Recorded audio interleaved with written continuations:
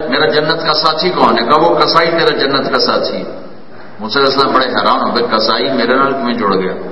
جا کے دیکھا تو ایک کسائی، جیسے عام کسائی گوشت بیچ رہا ہے، شام ہوئی تو اس نے تھیلا لٹکایا، گوشت کا ٹکڑا ڈالا، گھر کو چلا، گھر پہنچا، پیچھے موسیٰ علیہ السلام ساتھ ساتھ، کہنے لگا میں بھی آ جاؤں کہ جی آ جاؤ۔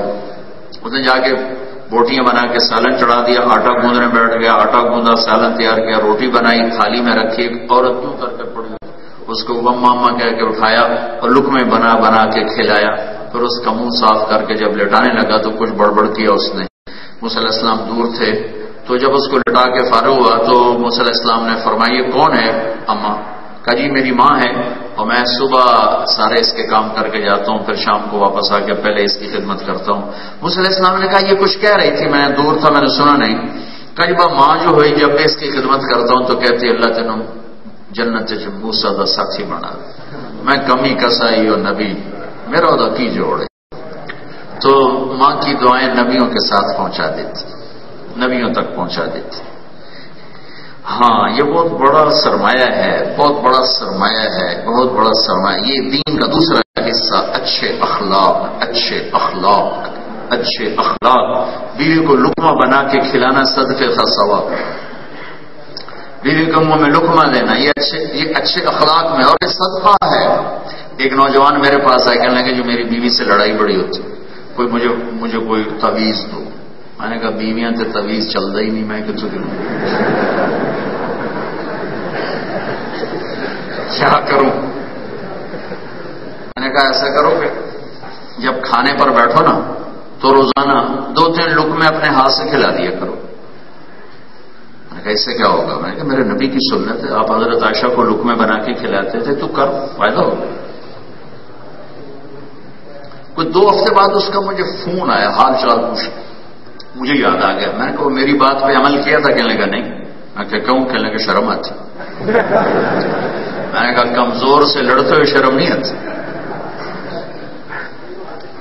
آپ نے ہمارے لاہور کا تھا گاما پہلوان، آپ نے نام سنا ہوگا، جو رستم زمان تھا یہاں، اس میں 1922 میں یہاں ہوا تھا لندن میں عالمی ریسلنگ ہوئی تھی، تو اس میں امریکن پہلوان تھا زبسکو، اس کو اس نے ہرایا تھا 2 گھنٹے کی کشتی کے بعد، تو اس کو انہوں نے رستم زمان کا تاج پہنایا تھا۔ تو وہ لاہور اندرون شہر میں رہتا تھا، سبزی والے سے سبزی لے رہا تھا، بھاؤ پہ جھگڑا ہوا تو سبزی والے نے گلاس اٹھا کے گامے کو مارا، اور اس کے یہاں لگا تو خون نکل آیا، تو اس نے پگڑی کا ایسے بند کھول کے یوں نیچے سے لپیٹ کر چل پڑا۔ تو لوگوں نے کہا پہلوان جی اے ماڑکو جا بندہ تو مار گیا، تو اس نے کچھ بھی نہیں آخیا۔ میں نے کہا یار ماڑے نو مار دیا شرم ہوتی، کمزور پر ہاتھ اٹھاتے ہوئے شرم آتی۔ ویسے تو یہاں کی عورتیں کمزور نہیں، تھوڑے کو ڈھیر تکڑیاں،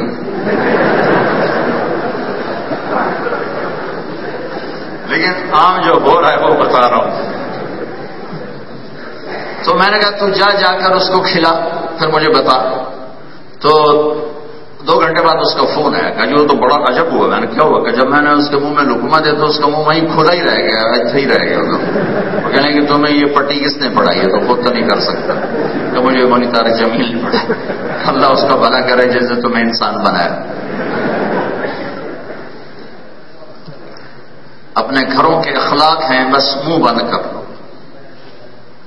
بیوی تیز ہو، اولاد بدتمیز ہو جائے، بھائی باپ دوست اپنے پرائے یہاں ٹیپ لگا، سارے جھگڑے ختم ہو جائیں، بلکہ محبت پیدا ہو جائے گی۔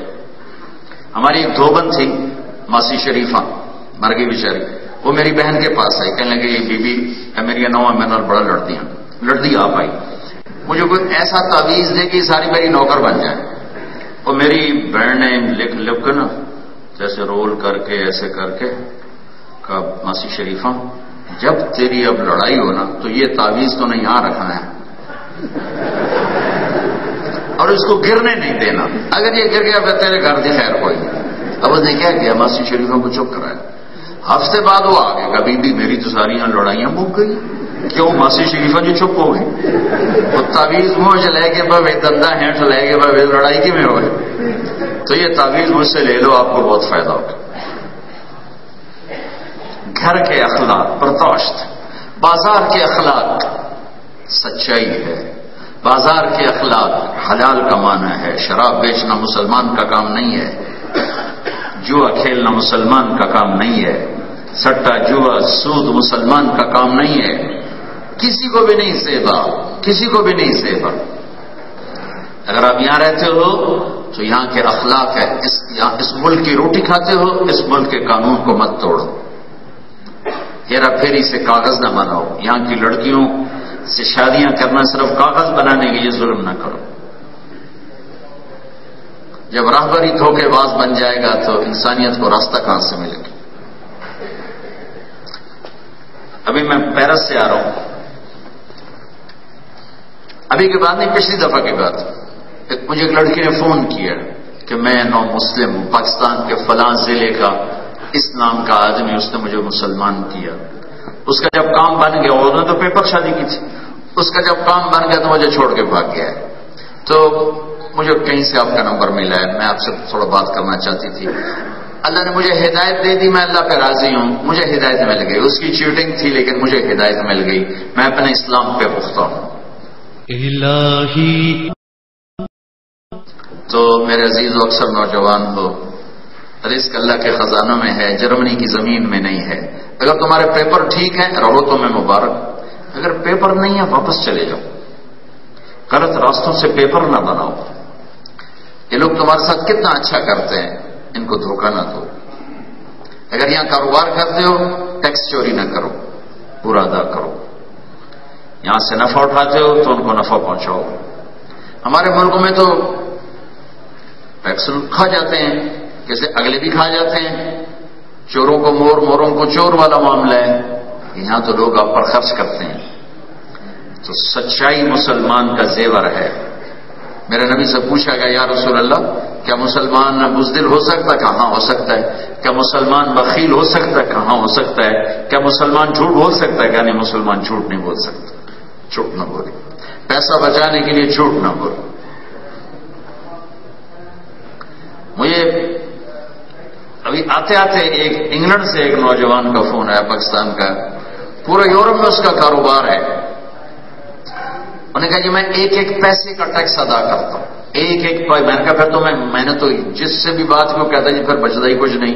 میں نے کہا تمہیں کچھ بچتا ہے؟ کہا یہ اللہ بہت دیتا ہے، یہ صرف شیطان کا چکر ہے، اللہ مجھے بہت دے رہا ہے، میں ایک ایک پائی ٹیکس ادا کرتا ہوں اور اللہ مجھے بہت دے رہا ہے۔ میں کہ تیرے سچ کے تو فیل ہے، سب کچھ چلا جائے، تم نے سچ بولا تو تمہارا کوئی نہیں گھٹا، کچھ نہیں گھٹا، تم نے سب کچھ جوڑا، ایک جھوٹ بول کر تم نے کیا کمایا؟ تو مسلمان کے اخلاق ہیں کہ بازار میں سچ بولتا ہے، جھوٹ نہیں بولتا ہے، دھوکہ نہیں دیتا ہے، کسی کے ساتھ فراڈ نہیں کرتا ہے۔ میں تو مجھے سے پہلے بتایا 80% ہمارے بچے جیلوں میں ہیں۔ تو میرے نبی کی زندگی کا دوسرا پہلو وہ عالی اخلاق، وہ عالی کردار، وہ سچائی، وہ دیانت، وہ کام کی سچائی، وہ وعدے کی سچائی، یہ ہے خوبصورت زندگی جس کو سیکھنے کے لیے تبلیغ کا کام ہے۔ اور آخری بات یہ کہتا ہوں، یہاں مسلمان بن کے رہنا، فرقوں میں بٹ کے نہ رہنا۔ اس آگ نے پورے پاکستان کو جلا کے رکھ دیا ہے۔ اگر تم یہاں مقامی ہو، یہ بچے مجھے پڑھنے والے نظر آ رہے ہیں، اگر یہاں پڑھنے کے لیے بھی آئے ہو تو بچوں مسلمان بن کے رہو، مسلمان بن کے رہو، مسلمان بن کے رہو، سب کو گلے سے لگانا سیکھو، کسی سے نفرت نہ کرو۔ میرے پاکستان کا کیا حال ہو گیا۔ میں ایک جگہ ہم اترے، ہماری جماعت تھی، ہم نماز پڑھنے کے لیے 3-4 نوجوان کھڑے تھے، بڑی خوبصورت پگڑیاں، داڑیاں۔ میں نے کہا بھائی السلام علیکم، میں نے کہا بھائی السلام علیکم، السلام علیکم، نہیں جواب دیا میرے سلام کا۔ وہ تو بچے تھے، ان کے اندر کسی نے زہر بھرا، انہیں کیا خبر دین کیا ہے۔ اور ایک اچھے کو میرے خیال 60 سال کی عمر کے بیٹے میں نے ان کو کہا جی السلام علیکم، انہیں ہاتھ یوں کر لیا، صاف انکار کر دیا مصافحہ کرنے سے۔ یہ کسی نے زہر بھرا ہے۔ آج جوڑتا ہوں، آخری بات کر رہا ہوں، مسلمان بن کے رہو، مسلمان بن کے رہو، مسلمان بن کے رہو۔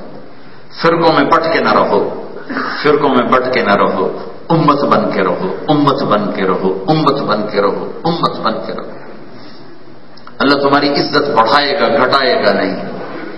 اگر فرقوں، میرے ملک کا کیا حال ہے، چاروں صوبوں میں کیسی آگ لگی ہوئی، نہ ایسی کتابیں پڑھو، نہ ایسا لٹریچر پڑھو، نہ ایسے لوگوں کو سنو جو یہ آگ بھڑکاتے ہیں۔ انسان بگڑا ہے تو ہر شعبے میں بگڑا ہے۔ ممبر پہ بیٹھ کر کوئی وہ جنید بغدادی تو نہیں بن گیا۔ جب انسان بگڑا ہوتا ہے تو ہر شعبے میں بگاڑ آتا ہے۔ وہ بگڑا وکیل بنا تو زانی کو پناہ دینے کے لیے دلائل کھڑے کر دیے، وہ جج بنا تو انصاف کا قلم چند لاکھوں میں بیچ دی، وہ تاجر بنا تو کھوٹ ملاوٹ کی آگ لگا دی، وہ خطیب بنا تو ممبر پہ بیٹھ کے فرقہ واریت کی آگ لگا دی۔ یہ تو انسان بگڑا ہے۔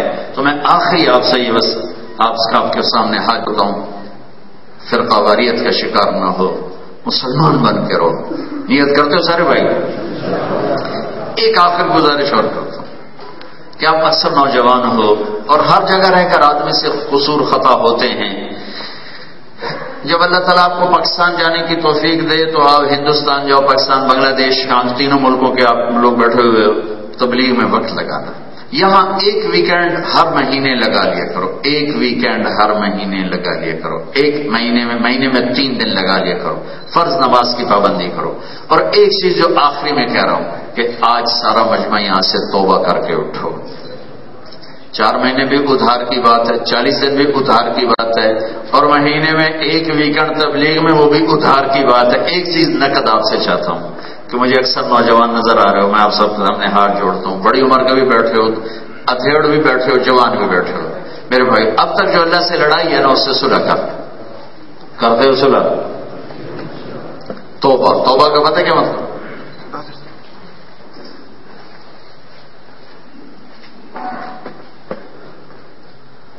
توبہ کا پتہ کیا مطلب ہے؟ واپس آ جانا۔ توبہ کا مطلب ہے واپس آ جانا، واپس آ جانا۔ تو تم آج اللہ سے صلح کر کے واپس آ جاؤ، نیت کرتے ہو۔